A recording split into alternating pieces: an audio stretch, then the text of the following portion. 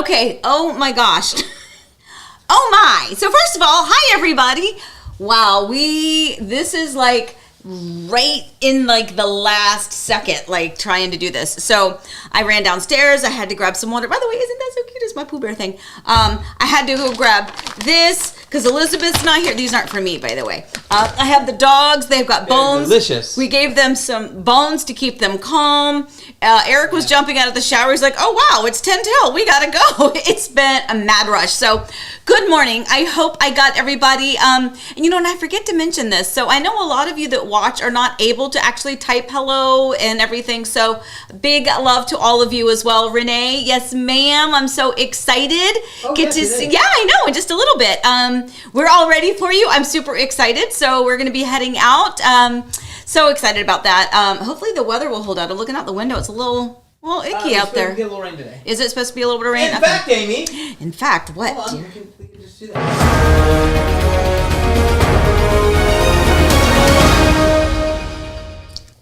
I want to call people's attention to this graphic. Mm-hmm. Is that did the 7-day forecast come up? Yeah. Oh, okay. Is that this 7-day forecast? Yeah. Well, I can't see the screen at the moment. Yeah. Yeah, like we're not all hooked up today, guys. No, we're fine. We're beg pardon. We're fine. I can see it come up on the screen behind you now. So okay. But I like my headline in the bottom. Why don't you live here? Yeah. Look at that paradise that we are going to live in for the next week. Yeah, some thunderstorms on Friday, a little bit of rain today, maybe 40% chance. 40% chance, by the way, is nothing. That just means there's a 40% chance you're going to shower for a little bit of time. It's not going to rain all day. Yeah. So it's nice here. You should live here. That's all I'm trying to say. Yeah, absolutely. So super excited about my day's activities coming up. I got to turn off the ringer on my phone for the next little bit. I'm looking at the weather, looking at Eric, double checking, making sure the dogs don't poop or pee behind us. It's very likely. It's in which not case on camera is all we ask. Yeah, just not on camera. Okay. Anyway, hello everybody. Happy Monday. I hope you guys had a great weekend. We're busy as always. We'll talk a little bit about that later. Oh wait, is this the insurance card? Yeah. Like real life. Is this mine or yours? Maybe don't hold it up. I didn't. It's mine, actually. It's yours. Okay. Cool beans. Just want to make sure. Craziness, right? Real life. Okay, so lots to talk about. Some headlines you may have been hearing about. That's going to be part of our topics today. But first of all, I have a little bit of a complaint and a request, not from you guys. I'm just going to vent. It's about me, isn't it? No. That for a hot second. So I'm just saying, as a woman of a certain age, when I try to get dressed in the morning, first of all, I need these all the time, right? I can't see who you are until I put them on. I can't see much, right, without them. So when I'm trying to put on makeup, for all that is holy, why do they put the writing on what product it is? Because we know there's multiple products that you put on, right? You're gonna have to put on your moisturizer and your SPF, and then this and the wrinkle and the spackle and all that stuff. But I swear to everything, the writing is so tiny, or they put the ink color like barely a shade off from the bottle itself. The bottles look the same. Do you know how many times just washing my hair, I've washed it twice and didn't do the conditioner because I couldn't see? Anyway, that's how my day started. Preach, sister. Just thought I'd share that. So I think if there's anyone watching that is a woman of a certain age and maybe you need these, that maybe we should create our own brand of cosmetics where also, why are mascara things top heavy? Why can't they make them square so that they sit on your counter and they don't fall over? I'm just saying, common sense. Anyway, so with that, we'll go to some real estate. Anyway, so thanks for that. I feel so much better now getting that off my chest. So I see a lot of people have popped in that I didn't get a chance to say good morning to. Tammy, I already texted you this morning though, my friend. Anybody else? Rhonda, I don't think I said hello to you yet this morning. Eric, I don't think I said hello to you, dear. Hi. Good morning. Julia, I don't think I said good morning to you yet. If there's anybody I missed, please know it was accidental, not intentional. I love you all. But we have lots to talk about. So I think we're going to get right into, what are you laughing at? So this is our musical theater background. I'll see if I didn't even test my camera shot today, so we'll see. I'll tell you if you're How good we or doing? not. You're good. We're good? You're Okay. Yeah. So things that get stuck in my head. Oh, no. When you say the word intentional, we're gonna play a game. We're just gonna see if you get from our history in musical theater. I don't know if you'll get this because this wasn't a part of our life. But It isn't intentional. No, she's doing her best. It's about, I really couldn't sing from a chorus Oh, line. yeah. If I hear the word intentional, I immediately think it isn't intentional, and then I almost said out loud, she's doing her best. And people would have been like, what? Yeah, they don't know. But yes, from a chorus line. Oh, bother. Yes. Anyway, so we are going to thank you for that, honey. That was very enlightening. All right, so we're gonna get to our what's brewing topic so that I can drink some water from my cute thing here.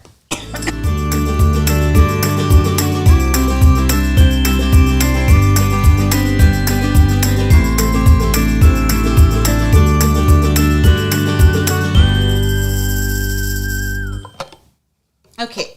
All right. I'm just going to say cute, but not so practical. I don't know. What am I supposed to store in this? I would have assumed it would have been water. But look, it's got like the big, like it doesn't, anyway, whatever. And the water's good. Put a straw in it. There we go. If you like it, then you should have put a straw in it. Oh, that's funny. Good job, babe. All right, so we are going to talk about our brewing topic today, new realtor rules. I've already had some of you reaching out to me asking about that. Way ahead of you. That has been in our conversations for a while now. Also, Eric's big adventure, 24-hour big adventure. And then, of course, March Madness, our own Disney's Backyard Character Tournament, which is amazing. It is so much fun. It's fun. And far more work than Eric, I think, had originally Nah, I knew, planned. but I just stupid. It's fun, and I think it's worth it. So thank you for doing all that you're doing. And that goes for everybody. Forrest doing all of his stuff at the data center, and Allie doing all of her stuff, and Elizabeth doing all of her stuff. Well, and actually, and all of you, like, I can't tell you, like, so we get notifications when people comment on things. Yeah. And, like, you, our Coffee Time audience, have been great about, Sydney's so sweet, she even wrote a little comment. trying She's to like, answer. I'm trying to keep up. And we appreciate it, because, Yeah. I mean, ultimately that thing is for fun, but it's also for us to improve our reach a little bit, something a little different. And so thank you for your help. I wanted to come in before we go to the realtor rules. Just in the comments, let me know, because we're like, one of the things we were talking about is this has been a source of major communication for realtors in the last few days, because there's some new realtor rules that are coming. Do you guys know what we're talking about? I'm interested to know that.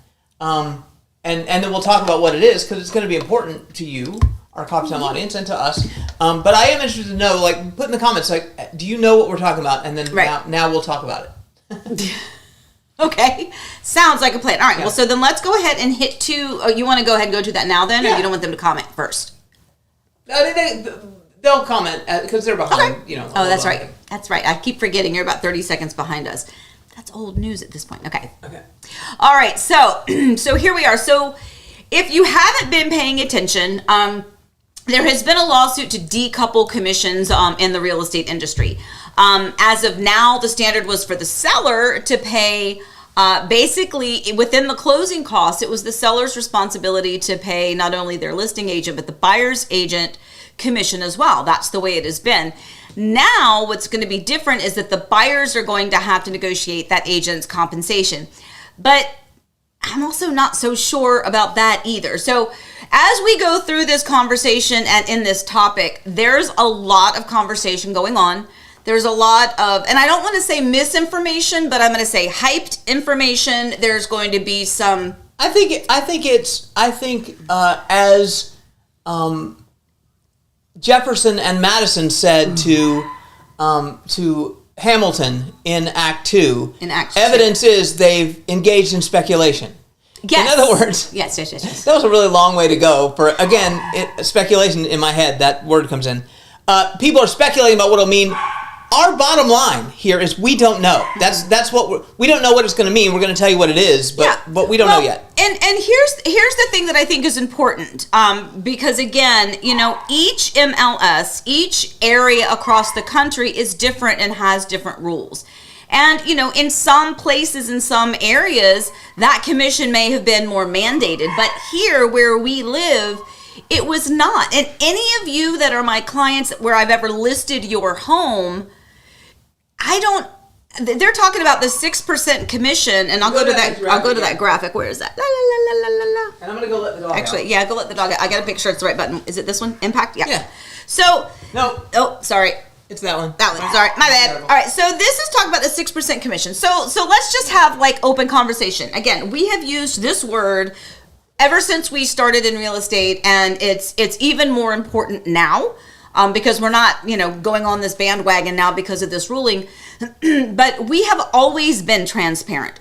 Always. That's why I'm in real estate. That's why I wanted to do this. When I first moved here, not that my initial real estate experience was not great when I purchased my first home, but I felt it could be better. It could, you could serve your clients a little bit better.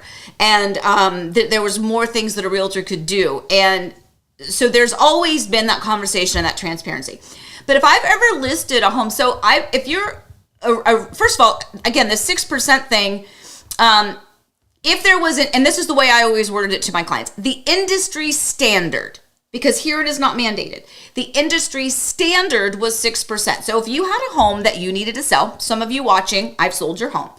The industry standard would have been, in our listing agreement, it says that as your listing agent, you agree to pay me and we're just going to use that 6% because that's what the hype is, even though that's not what we've been doing a long time.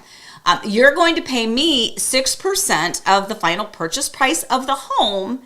And with that 6%, by the way, that doesn't all come to me. I share that with whoever that buyer agent is out there. And this is a true story. The majority of mine, you will notice that I, as a listing agent, and I talk to my sellers, I would prefer that the buyer agent make more than me. First of all, that's because I'm way too nice. She's bad. Who, Daisy? Yes. Yeah, she's bad. Anyway, but to me, it's important to get that buyer agent to bring their client, because think about it. You have a buyer agent for a reason. You appreciate them, you know them, you trust them, you have confidence in them that they are working in your best interest. So your relationship with with your realtor when you're looking to purchase a home is important, right? You may like who the listing agent is, and I've sold many homes where I've had both the buyer and the seller. And again, it's been complete transparency. And the fact that I was the listing agent has allowed, again, some of you watching, the ability to have your offer accepted, because I actually then would reduce my commission again if I ended up having both sides of the transaction. Because I do a lot, I have a lot of clients and I have a lot of listings, and I may have a listing that's the perfect house for a specific client. Doesn't mean they're obligated to buy it, but it just means that, hey, that matchup could happen. Anyway, point is, in initial conversation as a listing agent with a client, it has always been in the listing agreement that you will pay that listing agent X amount. That X amount then is going to be divided between that listing agent, and that listing agent is going to share that commission with that buyer's agent. So that has always been, in my world, a negotiation to begin with. I've always told them what I felt was going to work, but it has always been something that we've been able to go back and forth. And many, many, many, many, many times, I have used my own commission to help make the deal happen.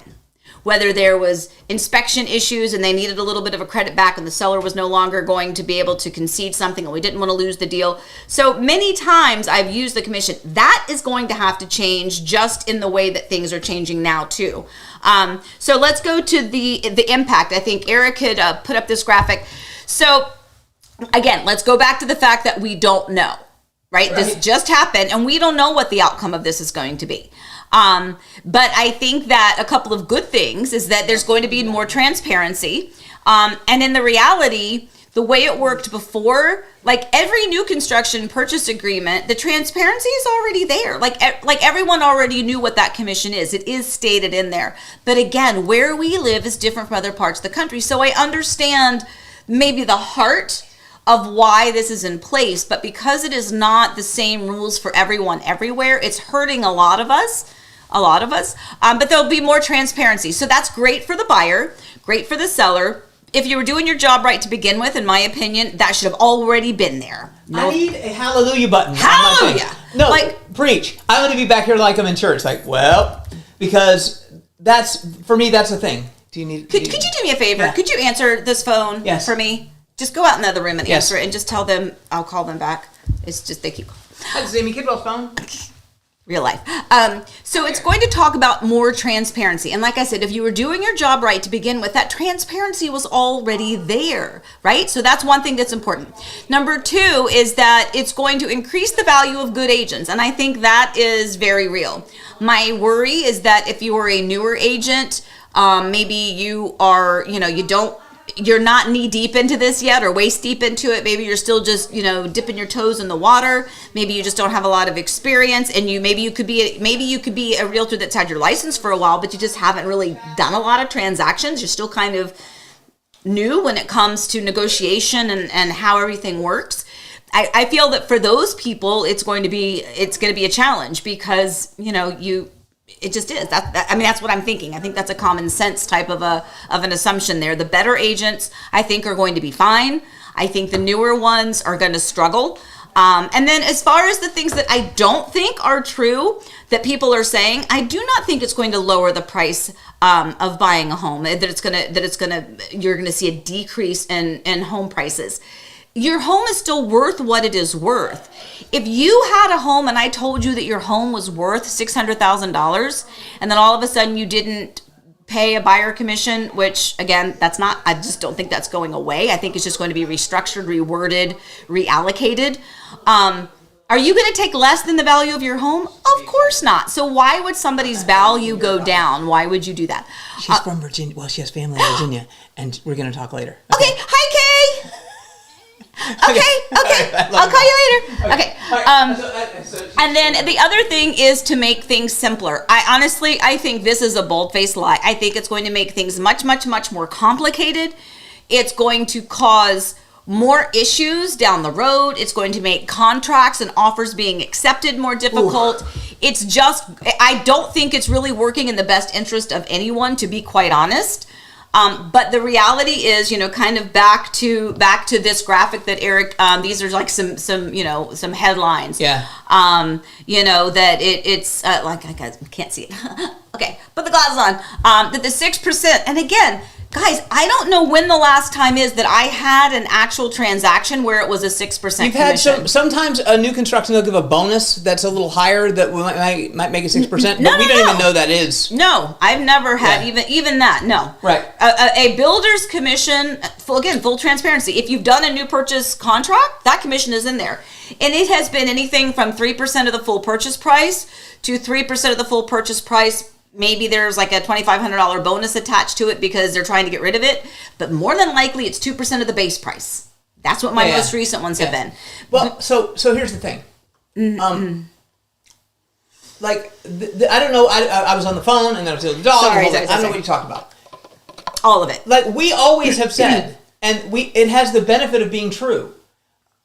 We don't look at the commission on the buyer side. We don't look at it. We never have. So the big impact for us is we're going to have to deal with that up front, which is a little sticky and weird. It's awkward because we haven't ever thought about it. We've had times when we've gone, oh, wow, look, that's a pretty good buyer agent commission. We've had other times when we're like, it's what?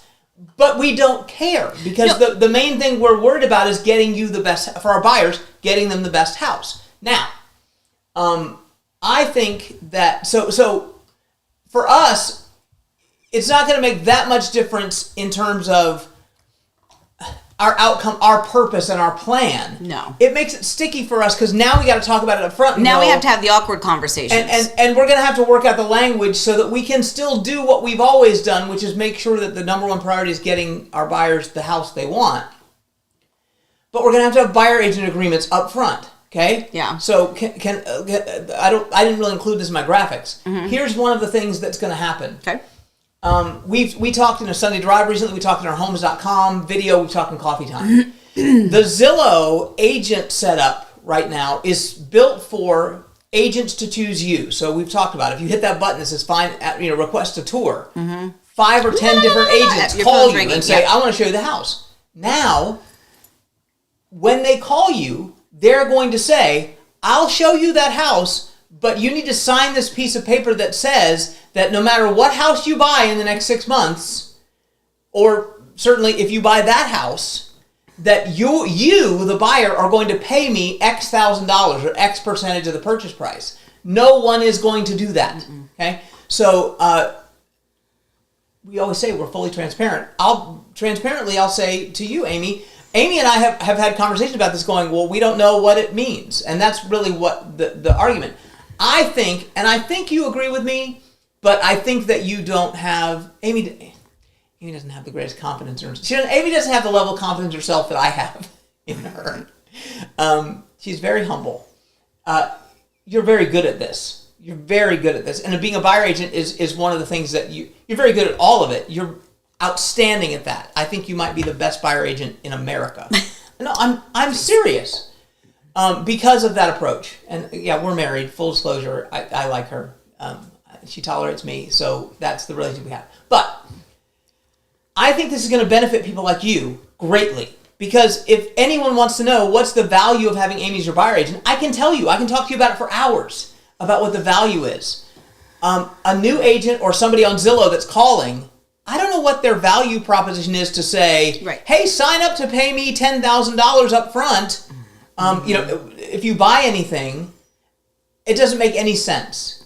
I think agents that have a platform every week where they talk to people and establish the fact that you know what you're talking about, I think that's easy to show the value.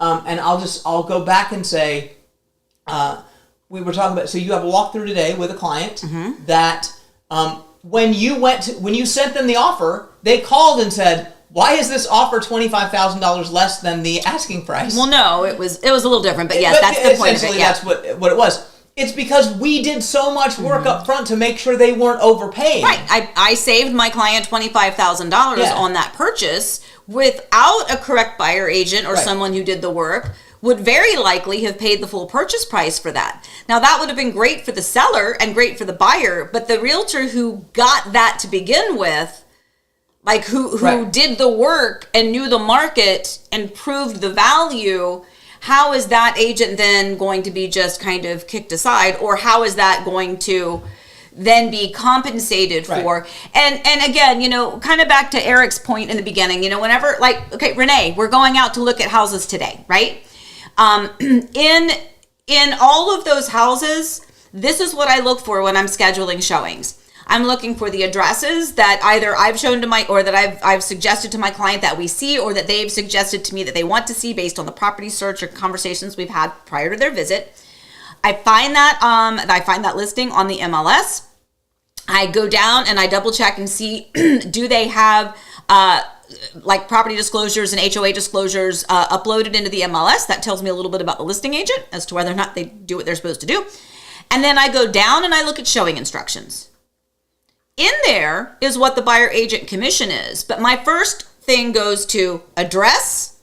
Do they have the disclosures? What are the showing instructions? And then I schedule the showing. I'm not paying attention to, is this a 1% commission, a 2.5% commission, a 3% commission? Because my due diligence, my responsibility is to my buyer. But on the flip side of that, that's also not fair for the buyer's agent to not know. Like right now, I know what those are going to be because those are nestled in. In the future, that's where I am on both sides of the coin here. Yeah. I really am. I struggle back and forth because I also don't think it's fair to commit to, what if somebody's looking at a home that's, a totally different price bracket than somebody else. That's why, in my opinion, things wouldn't be mandated to begin with. I think that's, you and I talked about this. Yeah. The intent of this when it started was really good. Yes. You should not mandate a commission. Correct. Sellers should not have to pay a buyer agent commission of X% and it be mandated. That should be negotiable. Everything in a transaction like this should be negotiable. It should. So you should not be able to mandate it. But what they did is, instead of saying you can't mandate it, what they've said now is you can't do it. Mm-hmm. And that's wrong, because what that does is overcomplicates it for everyone involved, and it makes it so that, like, there's no consumer benefit whatsoever. The huge benefit is to listing agents. The huge benefit is to listing agents because they're going to set a commission, and then some of them will be working to not pay a buyer agent. The smart ones will be telling people up front, we're going to expect offers that include compensation to the buyer agent. We should expect that. And then that should be negotiable. Then it should be, do you want to pay that? Smart sellers will go, well, for the right offer, I will pay that. That's what they'll do. Or if we have multiple offers, yeah, it's going to be a thing. And that's a problem for buyer agents, because buyer agents are going to say, so what happens when the seller says, well, I've got 3 offers. Mm-hmm. What we tell our sellers is, and this is true, the number one, so for the buyer, our number one job is to get them the house. That's the number one job. Get them the house they want at a price that is good for the market or better. Save them money, or at least don't overpay. Those are our 2 prime directives, right?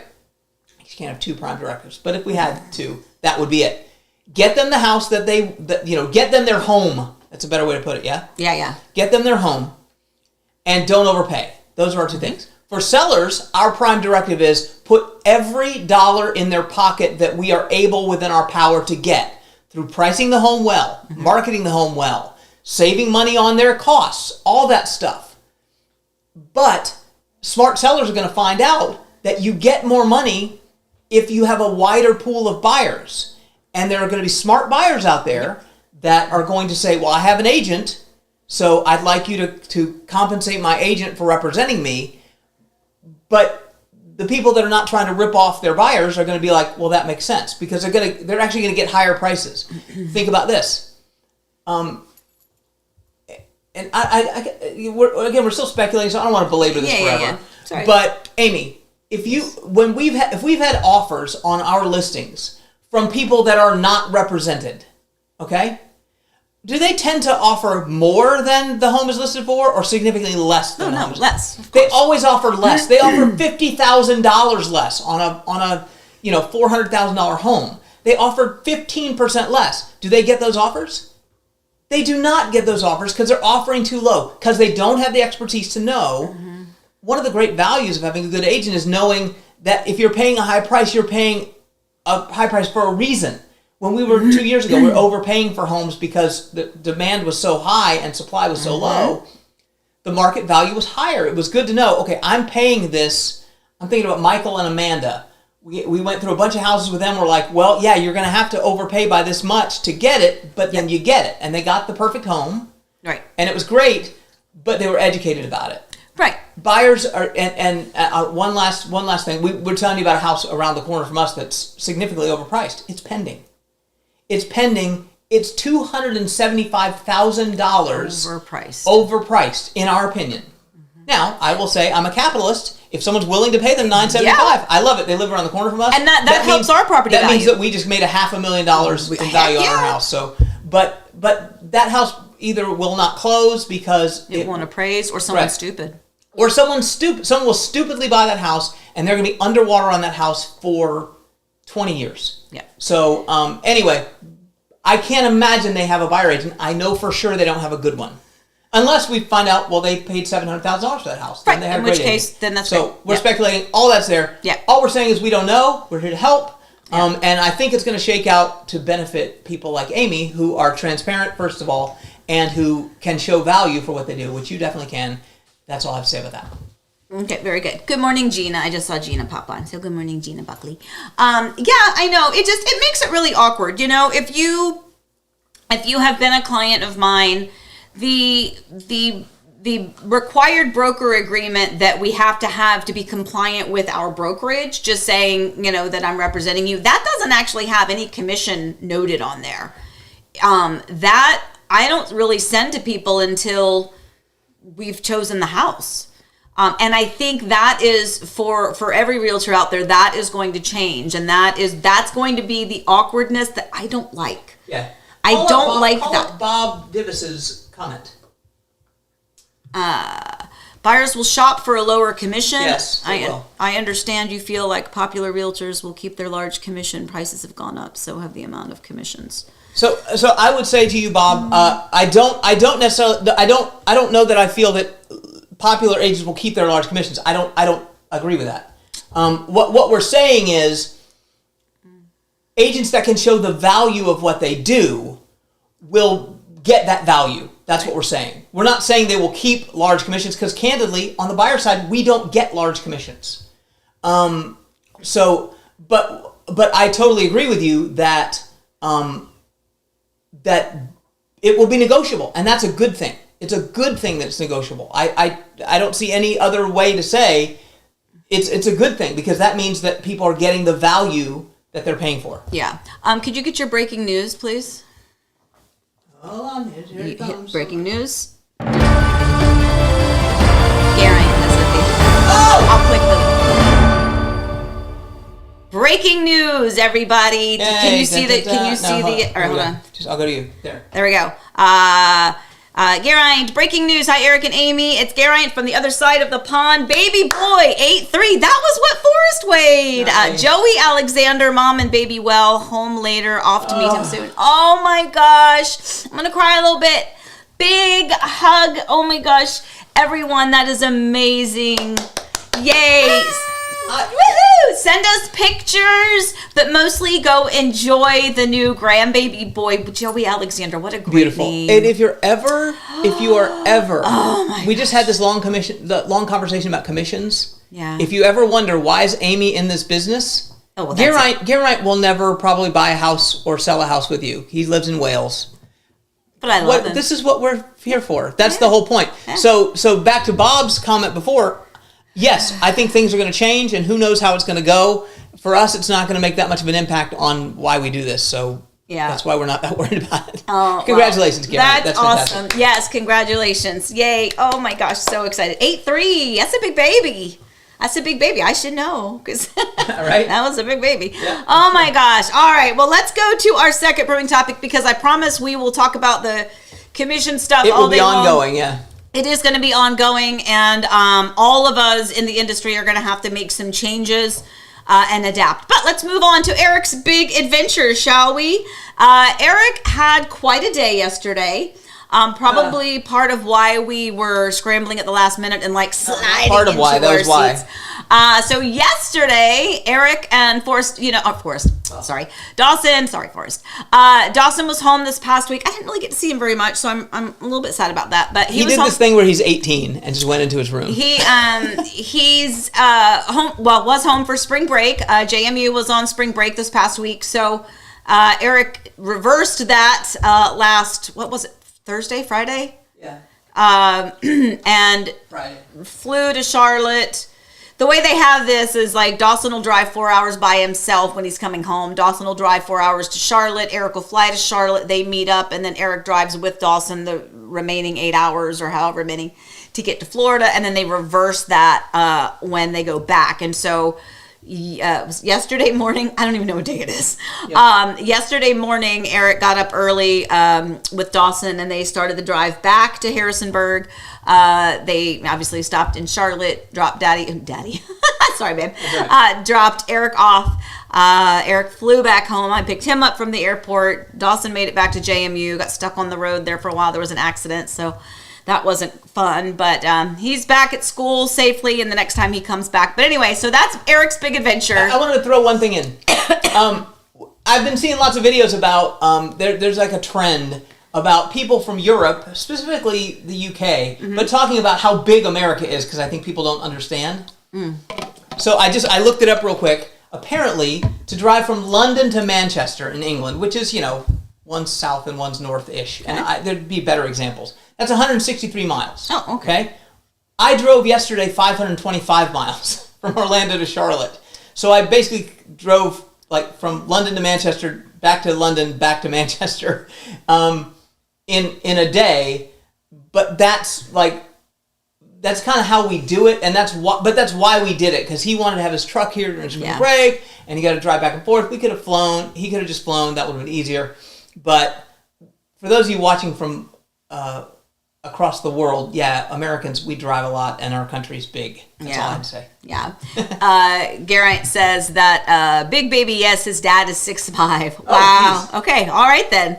Oh, my goodness. That's just amazing. Good stuff, guys. Good stuff. All right. So that was Eric's big adventure. And now let's get to the character tournament, shall we? So, so if you're not with us, or if you're not paying attention, let me make sure. Is it this one right there? Do that one. Okay. Obviously, in honor of Basketball March Madness, we are doing our own Disney Backyard Character Tournament. which went on last week. You guys helped us get it off, and you started with the voting. We're going to do that here today too, but this is going to be... maybe don't show the video. It's already 9:35. You want to show it? Yeah. Okay, show the video. Yeah, because some people have been... Yeah, so this is a video. It's about 8 minutes, but this goes over the recap of everything last week, so you can find out who won in all the different categories, and then we're going to start our voting for this week. We're going to vote. Yeah, you get to vote, so stick with us. Yeah, so if you're ready to vote, just hang out for a second, go get some water, get some coffee, make a cup of tea. Or watch the video. Or watch the video. Okay, yeah, here you go. Oh, that wasn't it. Hold on. Do it again. Oh, there it is. We had a big first week here in Disney's Backyard Character Tournament. Hi, guys. I'm Amy Kidwell, your host and realtor here in our little neck of the woods we call Disney's Backyard. This week, you'll have a chance to vote on 16 more matchups starting Thursday on Instagram and TikTok. You can also vote early on YouTube during coffee time, live Monday at 9 a.m. If week 2 is anything like week 1, it is certainly going to be exciting. Let's look back at the results from week 1, starting with our character insider, Eric, looking at the Heroes bracket. As expected, Mickey Mouse defeated Baymax rather easily, getting 90% of the internet vote, and of course, his selection was unanimous among our experts. In round 2, Mickey Mouse will take on half-man, half-amazing Hercules. He put the Glad in Gladiator, and he got over the hump in a tough matchup versus Quasimodo. So next week on deck, it's Hercules versus Mickey Mouse. We had our first tie in one matchup in the Heroes bracket. Sully and Jack Skellington were in a dead heat in the TikTok voting. Sully carried about 65% of the vote on Instagram. Our team was split as well. Ultimately, it was Daisy Jane's pick of Jack Skellington that sends the Pumpkin King into the next round. We had a feeling that would be a tough matchup, and it did not disappoint. Monsters, Inc. fans will have another chance when Mike Wazowski goes up against the Little Mermaid Sebastian next Sunday in the wildcard bracket. That sets up a big matchup in the round of 32 as Aladdin got one jump ahead of the good guy defeating Mr. Incredible, and he'll take on Jack Skellington in round 2. Shockwaves in the Heroines bracket.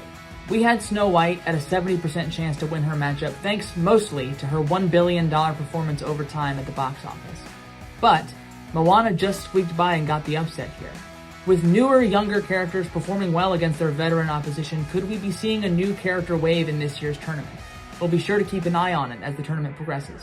The Moana victory sets up a big matchup in round 2 against number 8 Jasmine, who pretty easily defeated number 9 Pocahontas. Rapunzel hitting the snooze button on Aurora, sending Sleeping Beauty back home and moving herself into the next round. Notably, 92% of the TikTok audience selected Rapunzel. We'll get another old school, new school matchup in round 2 when Rapunzel tangles with Wendy from Peter Pan. That's right, Merida put on a brave performance but couldn't win this bear of a matchup. So round 2 is number 16 Moana versus number 8 Jasmine and number 4 Wendy against number 12 Rapunzel. Moving to the villains bracket, we saw the Evil Queen move past Mother Gothel fairly easily. She'll take on Jafar in round 2 as he had a unanimous victory over Oogie Boogie. Lower in the bracket, we had Hades defeating Cruella de Vil in a split decision, and then we had Maleficent defeating Clayton at the bottom of the bracket in a dominating performance. In fact, the most dominating of the tournament so far. Just complete and total domination from the Twin Towers of Evil, Maleficent and the Evil Queen in the villains bracket. People often mistake them for one another, but there could be no mistaking their performances today. Their opponents in round 2 may feel that they've been cursed. I think the next round is going to be so interesting. You've got two very regal figures in Jafar versus the Evil Queen, and two villains known for their use of fire in Maleficent versus Hades. Very excited to see where those two go. We all thought we might have an upset in the wildcard bracket with Donald Duck taking on Olaf. I think we thought a little too much of that little snowman. Donald showed us who's the boss and moved ahead easily. Timon and Pumbaa made a meal out of Mushu. Pooh Bear ended experiment 626. And Nemo swam like a jellyfish and stung like a jellyfish as he defeated the fairy godmother. There was never really any doubt that Pooh Bear was going to advance from his matchup in the wildcard division. Not only did he have a perfect 100 on Rotten Tomatoes, he's also our host's favorite character. To have him fail to advance would have not only been the greatest upset in the Disney's Backyard Character Tournament, it may just have been the greatest upset of all time. Hooray for Pooh Bear. Okay, it was no surprise, no secret. I love Winnie the Pooh's my favorite, so yay, congratulations for that. But you know what? These matchups are getting tougher and tougher. Checking in on the controversy with Donald Duck fighting for that number 1 seed, he barely squeaked by Olaf in this first round, but the tournament only gets tougher from here. Frozen fans, don't worry, Anna and Elsa are both in the heroines bracket with their first matchups this Friday. I think for me in round 1, the biggest surprise was Moana. Mickey Mouse won so easily that I thought the other old school Disney icon would advance easily as well. But it just goes to show you that anything can happen in the Disney's Backyard Character Tournament. We'll have a preview of our round 1 matchups coming up right after this reminder. The Disney's Backyard Character Tournament is brought to you by Heart and Home Orlando, and that's us. I'm the top realtor in Disney's Backyard, the area just west and north of Walt Disney World. That's the most magical place on earth. I'm here to help you buy or sell in Disney's Backyard, or just to help you better understand the real estate market in general. Plus, we have a lot of fun together, so let's get back to the fun. Continuing in the Heroes bracket, we start with one of the toughest matchups of round 1, number 6 Simba versus number 11 Tarzan. Then it's the Beast versus Flynn Rider, Woody versus Flick, and Peter Pan versus Ralph.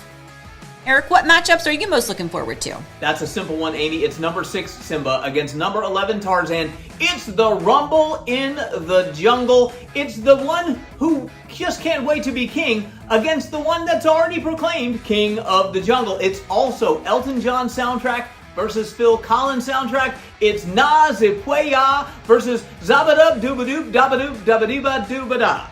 The Heroines bracket is the most competitive of the entire tournament, and the second half of round 1 is no exception.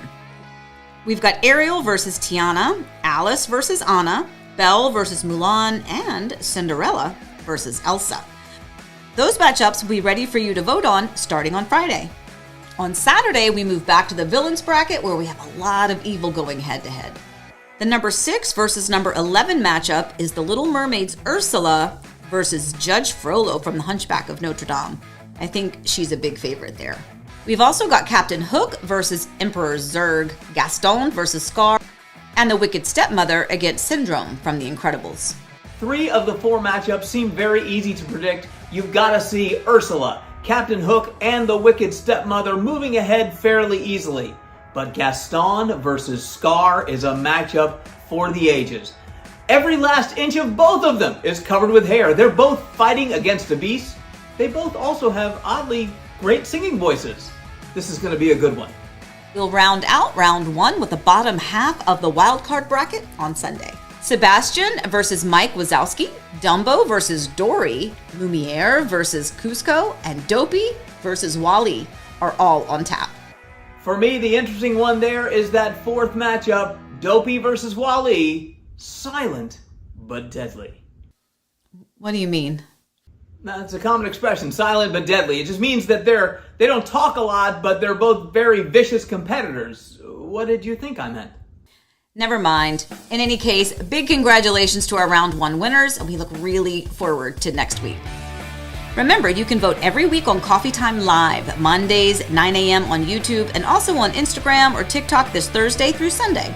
We'll have the results of round 1 on Coffee Time next week, and then we'll preview a really tough round of 32.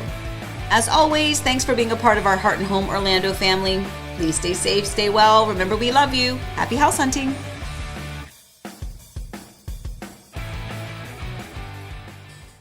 Okay. Sorry, I was putting my glasses back up. I was reading everybody's comments over there. So that is kind of the wrap up for what happened last week. Obviously, it's Monday. All of you, our Heart and Home Orlando family that joins us every Monday live here at 9 a.m., you get to vote. So that's coming up next, right? Right now? All right, everybody ready? Get your fingers ready. Get your fingers ready. Now, as a reminder, you need to type the name, the actual word as it's shown in the voting category. All right? So, into the chat. Are you ready? Into the chat, and yes. hope it's going to work. And we'll cross our fingers and see if it's going to work. Right. Oh, yes. Elizabeth says Mike Wazowski better win. Yeah. So not only is Pooh Bear my favorite, but Elizabeth loves Mike Wazowski. Yes. So I'm just saying. So okay, here we go. All right. Here we go. All right. So let's see if it pops up. Yes. Yes. All right. So this and one reminder, is... they're behind. So. Yes. As a reminder, you guys are about 30 seconds behind. So I'm going to kind of slowly talk us through. We'll give you time to vote. First one is Simba versus Tarzan. Rumble in the Jungle, as Eric said. Remember, you're going to write the word Simba if you vote for Simba, or you're going to write Simba, Tarzan Pumbaa, Simba, if Pumbaa. you're going to write Tarzan if you want Tarzan. All right, everybody start your That was voting. a- Go ahead. that Start was putting them in. That was a 50-50 at the moment. that was a Rumble in the Jungle reference because they said Ali Pumbaa when he was going through the streets when he was fighting the original. Oh, Thanks. jeez, the useless information. Wah, wah, wah. Okay. Oh, we got a lot of votes coming in. That's good. Sorry. Yeah, we have a lot coming in, so we're going to give you a few more seconds, so keep it going. You've got Simba or Tarzan. Simba looks like he's taking the early lead. Simba or Tarzan. Can I vote? Yeah. Yeah, you can vote. Am I allowed to vote? Yeah, you can Okay. vote. Oh, wait, I guess I should do that. Polls are now closed. Whoa! So let's go to the next one. All right. This is a big one for Forrest. Okay. All right. Oh, good job. Okay. All right. Here we go. Next one. Are you ready? Next bracket is going to be Woody. Oh my gosh. You have to have Woody from Toy Story or Flick from A Bug's Life. All right. Yes, this is a very important one to my son. So if you don't know, you know. Now, if you don't know, now you know. Disney. So absolutely. You got Woody or Flick. Woody or Flick. Woody or Flick. You've got Toy Story versus A Bug's Life. And as a reminder, Buzz Lightyear did not make it into the tournament. So if you were a Right. Toy Story This fanatic, is your shot. this is your The shot. he's the only one from the so franchise. in. Woody has to carry this for Toy Story I all think the way through. Next year we'll probably have a Pixar bracket that'll have Oh, that's more a of good the, like idea. we'll do Pixar classics. We'll do it a little differently. Wow, look at this. Woody is just Toy running Story, away 100%. Toy Story came out the same year that Forrest came out. So he's always loved Woody forever. So if you're torn, vote Woody in honor of Forrest. Right. Oh, excellent. Very good. All right, are we going to go on to the next one? Oh my God, Woody Woody. was 100%. Woody's at 100%. Wow. Yeah, that's Okay. fantastic. Yeah, I mean, I will say I liked A Bug's Life, but I mean, you can't compete with the Toy Story, and I'm sure a lot of you. Ernie voted for Flick. Thank you, Ernie. Oh my goodness. So did that we- Kim. Oh my okay, goodness. good. No, that's All right. good. Thank you because I'd hate You're to dead to me. I'm just I kidding. had to call Flick. I'd hate to have to call Flick and tell him. But by the way, you get to vote again on the Yeah, internet. you do. In these matchups, this is the Heroes bracket. Oh. So this is Thursday. Forrest reminded me Zurg is in the franchise, so that's you're true. Yeah, correct. thank You're you, correct. thank you. Forrest. So yeah, so no Buzz, but you do have Zurg coming up. He's got All a right. tough matchup though. So there we go. Sorry, Got- I was waiting on you to do it. That's me. Yeah. Okay, here we go. So voting now for the next bracket is going to be Alice from Alice in Wonderland versus Anna from Frozen. Okay, we've got an old school versus a new school. I'm very Yeah, this is interested to see how this interesting. one is going to go. I have to tell you, back in my dance days, my mother had this dance studio, and we used to always do, when we were younger, we would do an actual ballet, and we did Alice in Wonderland one year as the full ballet, and my older sister was Alice, and she had the most beautiful costume to play Alice. Well, I was little at the time, so as I grew up, that costume was always in that closet at our house, and I got to wear it when I was older for Halloween, and I have to tell you, I've always loved Alice. But, I'm no dummy here. I know Anna is going to have she's going to have a big following as well, so interested to see how this one plays out. So go ahead, get your votes in if you haven't already. We'll give you about 15 more seconds for that. And you may have noticed that, we didn't do all 4 hero matchups. We're doing 2 from each bracket here on Coffee Time, just for the sake of time. For the sake of time. But Okay. the next one we're going to have is Cinderella versus Elsa. So this is the Frozen Day. trying to take on and see how it goes. Okay. Olaf went down I to know. Donald Duck. He So did. What Donald? though? this is Frozen's Donald's got opportunity. such a personality. Yeah, I know. he's a little domineering. Anyway, all right, so let's move on. Do we have another one? Yes, we do. Here we go. We do. Next one is going to be Cinderella versus Elsa. So again, you got Frozen back to back there. So Cinderella, I mean, come on, the original, right? You've got Cinderella, that's kind of part of how it started, right? It's like this whole Disney thing. How do you think of Disney? I mean, for goodness sake, she's got the castle. So Cinderella versus Elsa. But man, Elsa's going to have a following. But I have to feel like in some ways you got to give it to the originals. All right. let me see. Anna was taking it there early. Yeah. So we had old school there, but I wonder how people feel about Elsa. I really do. I think Anna is universally loved. Yeah, Anna's she's adorable. Elsa's got issues. and And it's not her fault. No. It's not her fault. We She's love a little her. cold. She's frigid. But so and Cinderella. I mean, do you get more beloved than Cinderella? I mean, right? come on, right? So Alice beloved, right? Alice though, it's like Cinderella. I think Well, she's a rags to riches story. I That's mean, true. that's, Well, and she nice. Congratulations. I did that one. Came up with it on my own right here. Yeah. Cinderella's super iconic. I think Alice is as well, but I think Elsa got the tougher matchup. Here's what I'm saying. I agree. Absolutely. go on to All right, Hook one versus more. Zurg. Okay, now we are into the villains category. We have Hook versus Zurg. So Peter Pan versus Toy Story. So yes, again, thanks for the reminder, Forrest. So Captain Hook, but don't write Captain Hook, just write Hook, or Zurg. Or Hoke, No. if you're pronouncing with the accent that Shmi did in the live action one. I don't know. This one's going to be a struggle for me. Zurg, I don't think people know Zurg. I don't think Zurg's done a very good job with PR. Yeah. People knowing his story. I know. Hook is out there. Hook. Yeah. I think people love Hook, even though they don't like him. Yeah. Because I think underneath it all, I think Hook is in on the game. Yeah, you know what I mean? I think like the whole thing. It's all when you're playing stuffed animals and one of them's a bad guy. The bad guy's just playing the bad guy. I think Hook has that feel. Zurg is evil. You know, my favorite part What? Was the "Never Smile at a Crocodile" song, and when yeah. Captain Hook was like standing on either side of the teeth. Yeah, cute. I love that. But like Zurg's just all in on evil. I think Hook, there's a little spark there, and I think the votes are showing that, Amy. I think they are too. Don't forget, you can vote. So this will be Sunday that you can vote on the villains bracket next week. Yeah. All right, let's go to the next one. Is that it? All right, next one. Coming up, we have Gaston. This is a big one. Oh my goodness. Every Gaston versus every Scar. last inch of both of them covered with hair. That's true. That was really funny on your part. Yep. Thank you. By the way, Garrett says he's going to be called Gramps, Nice. but that's not the Welsh meaning for granddad. It's Taid or Taid, but here in South Wales. Nice. Tadsu. Oh, cool. Nice. Very good. All right. So yeah, sorry. As you're voting for this one, this was Gaston versus Scar. So I have to tell you, you're right about the singing voices, and you're kind of precursor to this matchup. They do have amazing vocal abilities, both of these. But I have to tell you, I mean, Gaston he's a villain, but I like him. You know what I mean? That song was funny, and so Scar scared me. So that's where you're like, do you vote for the one that you kind of like or the one that scared you the most, right? Like, which one was more evil, more villainous? Or do you vote for the one that you seem to mind hearing more from? I mean, in this matchup, it's also who they're going on to face. This is a tough matchup because both very, very evil. Yeah. You've got Gaston voiced, as you know, by Richard White. I didn't even just look that up. You didn't know that. Don't even lie. I did know Jeremy Irons is the voice of Scar. Yeah. Both of them did a great job.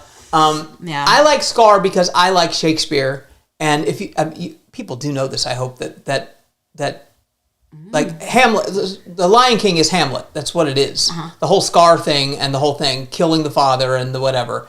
And Scar is the evil evil King Claudius. Yeah. Anyway, that's all I have to say about that. Yeah, okay. Okay. All right. I think we're done. Is that it? No more matchups? Yeah, just a reminder that you get to vote later as well.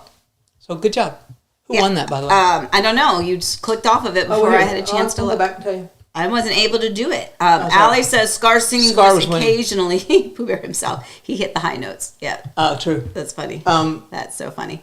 Very good. Okay, so that was fun. So I love that. Okay. Also, LeFou not in the tournament, by the way. LeFou would have been a great wild card tournament. So for next year, we'll get LeFou in there. Yeah. He might be my favorite Disney character. I love him. Yeah.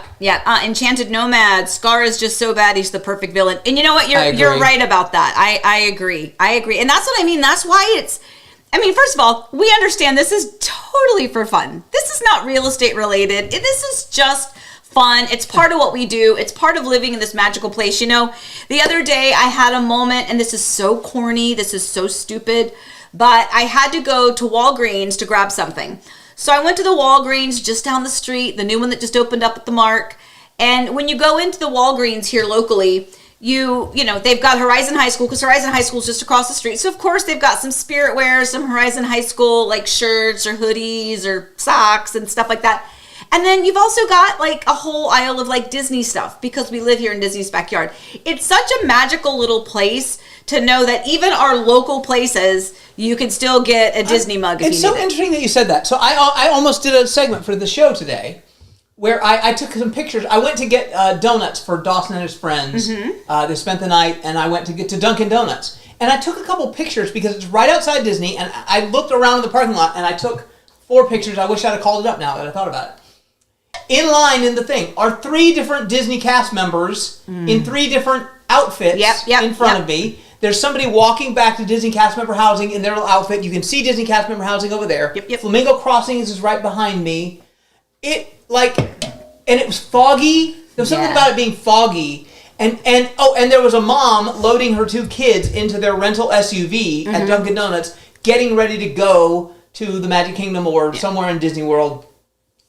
It's just fun. It's not only fun, it's cool. And so when we say, why don't you live here? Well, there's lots of good reasons to not live here. There's other great places to live. Yeah, sure. But there is, when they say it's the most magical place on earth, we're not kidding. Yeah. And so this character tournament that we're doing, we're having so much fun. And yeah, it's way, you guys have no idea how much work it is. It's a lot of work. It's 75 videos is what we're producing over time. 75 videos. Normally in a month we produce 20. So now we're doing the 20 we already did, plus another 75. So thanks to the family for doing this, but keep up with it. And if you could, on Instagram, TikTok, whatever, share those videos too. Like, tell your friends to vote. That helps us. Just like liking the stream helps. So subscribe, and do all those things. Yes. Because that helps us. That does help. That does help for sure. Kim, I want to pop this up though, because Kim, she says she sees cast members at Flamingo Crossings a lot. Is very cool. Kim, so I'm just so excited because Kim closed. Oh, she did. She lives here. I know. Like, she had a question earlier. Kim, you had a question? Oh, you know what? Let's do that. I haven't looked at any questions, so let's just do a quick peek at that before we. Oh my goodness. Every time I do Q, Susie Q, you pop up because I don't do Q with the colon. I'm just like, let me just shortcut it. All right, hold on. Let me try this. Okay, very good idea. All right, Kim, I don't know if you can even answer this, but if we can't get the new house for at least a couple of, get into the new house or get to the new house for a couple of weeks, do you think the lawn will get overgrown? Never had an HOA. Nervous. So here's what we can do. Kim, I will. So theoretically, I mean, in, I don't know, a couple weeks, it's going to need to be cut, but I don't think you're going to get a violation right away. So I wouldn't worry about it yet. You're not going to get a violation. But we can always. We'll check on it for you. Yeah. And I'm not going to commit to anything, but I will tell you that in the past, we've helped with those. We're not going to cut the grass, but I will reach out to the builder and see if there's any way they can do you a solid and cut it one more time. You didn't let me finish. Okay, go ahead. Yes, number one, I was going to say that you sometimes can reach out to the builder and say, can you add it? If you're going to hire someone to do your landscaping anyway, just hire them now. Yeah. Because they don't need to get in the house, they just come and do that. Yeah. What I have done in the past that helps, if the grass grows long, and by the way, the grass grows fast when you have new construction because you're going to be watering it constantly, because you're allowed to water it constantly. Yeah. But what I can do, and I mean, again, we help our clients. Sometimes if you just get someone to edge it for you, that takes care of it. If the edging is okay, then you're okay. So I wouldn't worry too much, is my point, because someone will be looking out for you. Yes. Kim says it feels anticlimactic during doing a remote closing. I'm sad I didn't get a picture with a big key or something. Kim, when you get here, love, we'll come by and we'll get you a picture with a big key or something. Okay, we'll get it. But yeah, so what Kim is referencing, and I think this is really important. So Kim did a remote or a mobile closing. So she came in town. She and I and family did the new homeowner orientation together with the builder, the long walk through. We look up and down each wall, side to side, floor, ceiling, baseboards, paint touch-ups, cabinets, all of that, making our list of things that the builder needs to remedy within that next week in preparation for closing. So we were there together for that. And then because Kim lives out of state at the moment, till she gets here, she was back home. And when it's a cash purchase, you do not have to sign in person. And even if it is a financed purchase, you can sometimes unless it's D.R. Horton, you can do a remote or a mobile closing. It just has to be noted in advance so that they can get that squared away. But yeah, to Kim's point, the other piece of it is like, so she's sitting there and she's signing documents, it's probably electronic documents. And then all of a sudden, boom, she owns the home. And it's kind of like, where's the ta-da? So we'll give you your ta-da when you get here. But the home is so beautiful. And the view, I mean, come on. Oh my God, her lot. Oh. It is so beautiful. Yeah, So it's really, beautiful. it's gorgeous. And it's worth the wait. It was worth the headaches. And by the way, Kim, I'm going to share your story. I hope this is okay. Kim, I'm sure you're not going to mind. So when we talk about new construction and builders, right? And we talk about, is this a good builder? Is that a good builder? This, that, and the other. And as we say all the time, ethically we cannot steer you to or from a builder, but my measure of a builder is always 100% of the time. It is how they recover when something goes wrong, because something always does. It can be a very small detail. It could be something larger. And in Kim's situation, I would say it was on the high medium version of an oopsie. And it was a builder oopsie. And, we had sent Kim some pictures. Her home's under construction. And, periodically we'll go out, we'll take some pictures. Sometimes the builder takes pictures and sends them off. But we sent Kim some pictures, and she noticed that the primary bathroom shower had a shower pan in it. And she knew for sure that it was supposed to be tiles because she remembered everything she chose at the design center. So her expectation of that shower was not what was installed in the home. There was, nervousness. There was, frantic, oh my gosh. There was communication with the builder. It had to go kind of up the line, figure out what happened, where the confusion was, where the misinformation was. Was it at the design center? Was it with the agent that worked for the builder that, whatever. Bottom line is that they fixed the shower, and boy, is it stunning. I mean, Kim, oh my gosh, when you see it in person, it is gorgeous. And the builder fixed it. Not only did they fix it, but they fixed it quickly. They remedied the situation.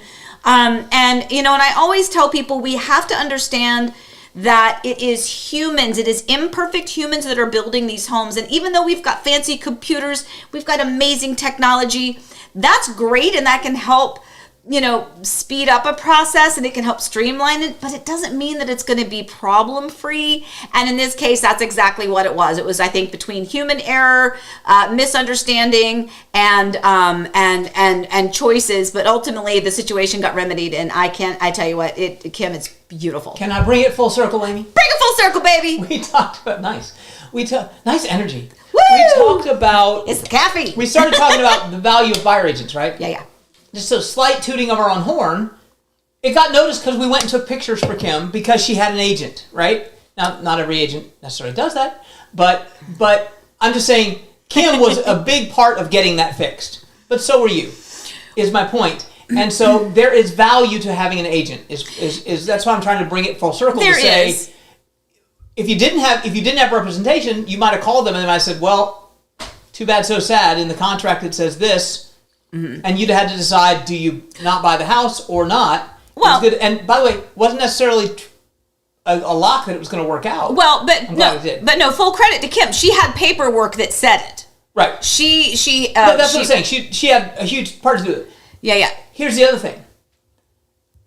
In consultation with our buyers, we help you identify the builders that are traditionally good at service recovery. This is a Pulte home. We're going to tell this story in the future. Something went wrong, and Pulte lived up to their obligations. It right away.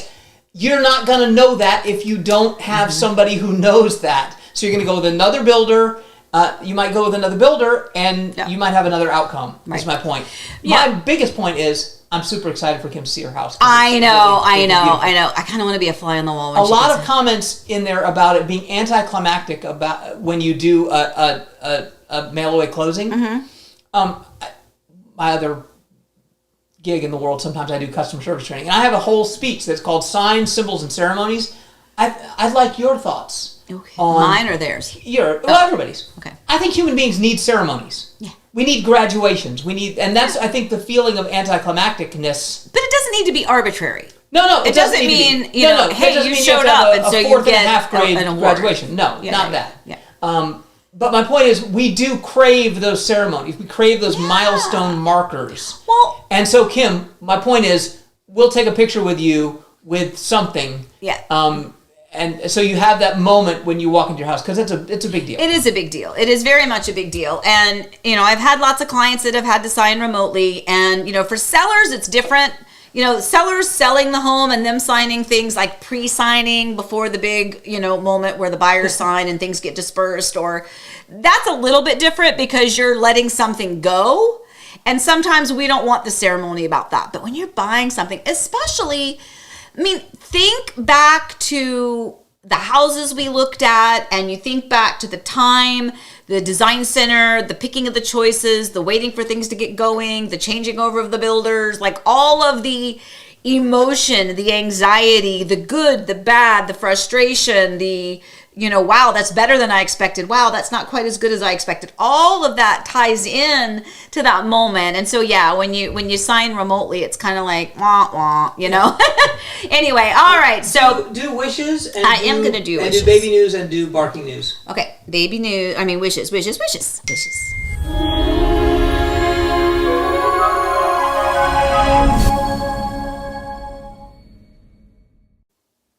All right, so Lizzie Tales. So Kim, we got you last week, right? Kim was on our thing last week. Yeah, so she was.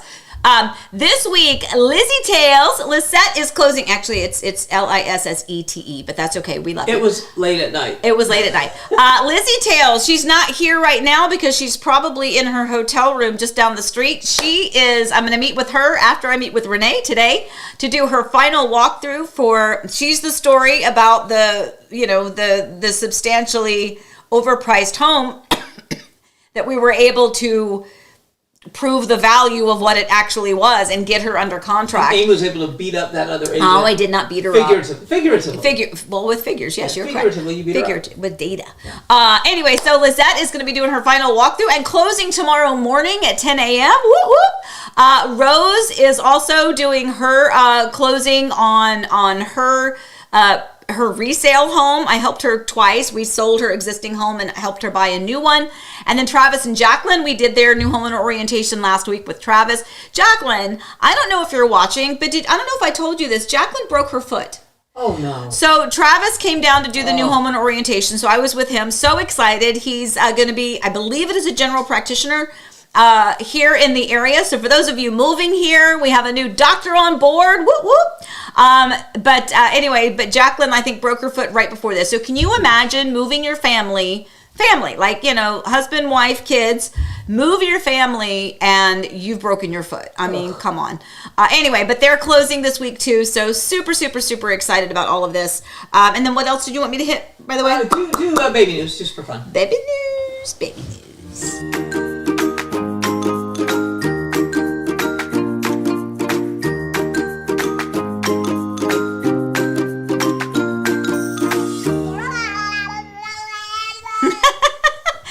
Okay, so this Saturday, Elizabeth and Steele had a baby shower. We didn't get a picture of Allie's. Well, it was I'll show. I have one of those, but I'll talk about that one. So on Saturday, both of our girls had baby showers.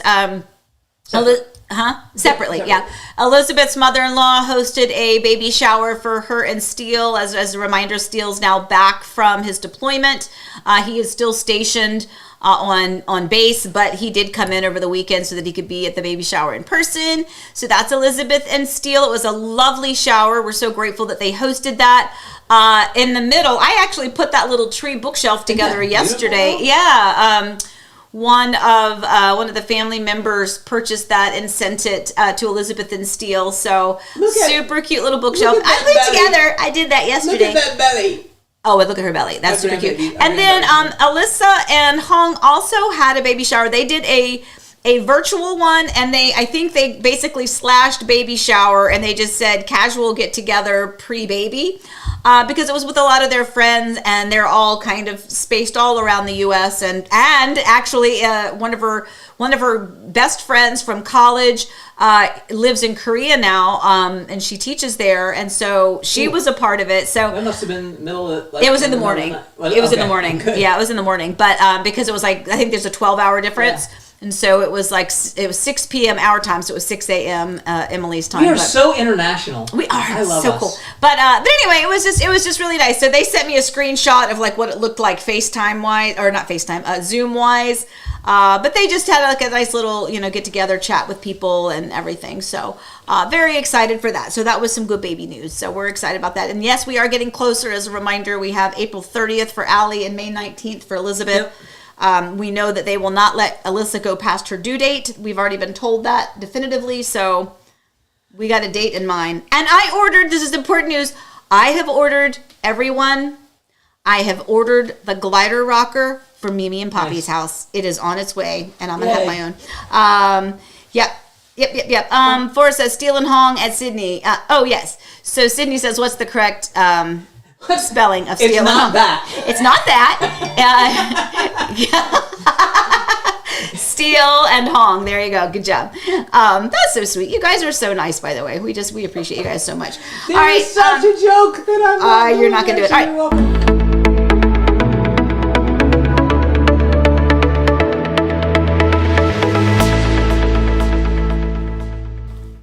All right, real quick, I'm going to do this, and then I'm going to do one more thing, and then we're going to get out of here. But look, this is what I've been watching. I'm finally on season 3, Roman Empire on Netflix. Again, I don't know. Guys, I don't know what's gotten into me, but I watch one thing, and I like it, and then all of a sudden it recommends something else to me. That's the way it works, right? And so I was like, well, let me watch this one. This one's a little bit more of documentary style, but I'm enjoying it so far. Here's the thing. I wish I enjoyed history when I was in school learning about it as much as I do now. And I think that when you're a student and you're in school and you're just flooded with all these classes of things that you have to take, and it's not nearly as fun as it is being an adult and going, oh my gosh, like, why didn't I care about this? Why didn't I study this? Why didn't I pay more attention to this when I was younger? And I had all of that information accessible to me with teachers and instruction. And, of course, now we've got even more because we've got a Netflix series. But anyway, so that's what I've been watching. And then we're going to do the Just Listed. And then, because this is a good one, guys, although I'm hoping that by next week it'll be pending. Yeah.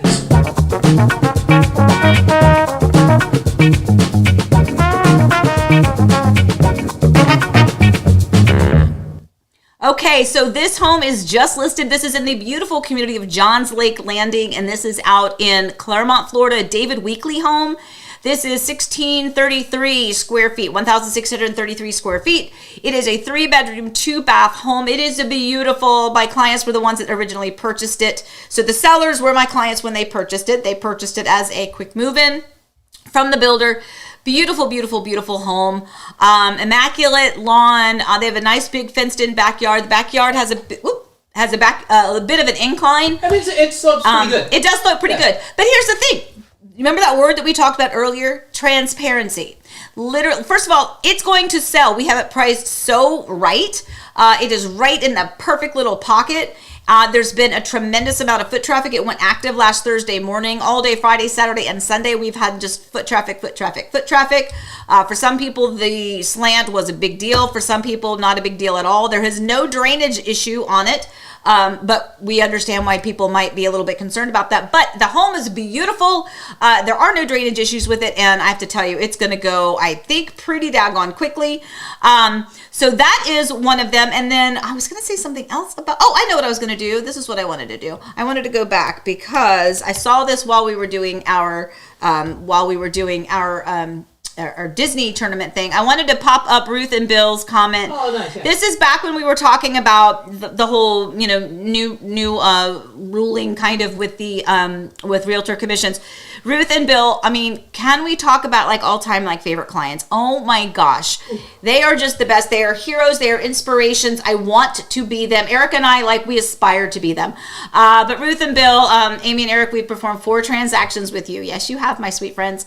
And we'll attest to you being completely transparent and open about all factions of the process. You always see the big picture. So that I'm going to cry a little bit, so I'm going to stop. But yeah, it does. It means a lot to us because we don't have to do this. We do this because we want to do this, and that transparency is everything to us. And the relationships and the friendships that we get My only regret is that you guys live further away from us Yeah, now. right? That's literally, I'm happy for you, but sad for me. I'm a little jealous. I'm a little sad. I'm a little selfish. Anyway, all right, guys. But thank you, Bill and Ruth. That honestly, that means a lot to us. So, for all of you out there, thank you for hanging out with us a little overtime today. I have to get myself ready for Renee and Lisette today. Kim's going to the dentist. Kim is going to the dentist. Oh, bye, Kim.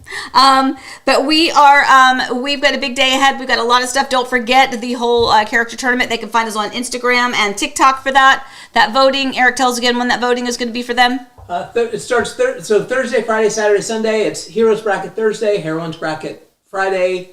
So Thursday, Friday, Saturday, Sunday. Yes. Okay, so Thursday, Friday, Saturday, Sunday, and then of course we'll have that wrap up, and you get to vote early next Monday. That was Amy telling me to shut up. It was, because we got to go. I gotta go to the bathroom. I gotta go pee. Anyway, all right, guys. See, transparency. It's all there. All right, guys. We will All not right. be continuing the live stream in the restroom. No. We will, it's not Mike, that Mike, transparent. no, I'm just kidding. All right, guys, in all honesty, we really appreciate you hanging out with us every Monday morning. It starts my week off right, and we just adore you. So thank you, all of you, those of you that text and chat with us, and those of you that aren't able to. We know you exist. Big hearts and love to all of you. All right, guys, everybody, please stay safe. Stay safe, stay well. Remember, we love you. Happy house hunting.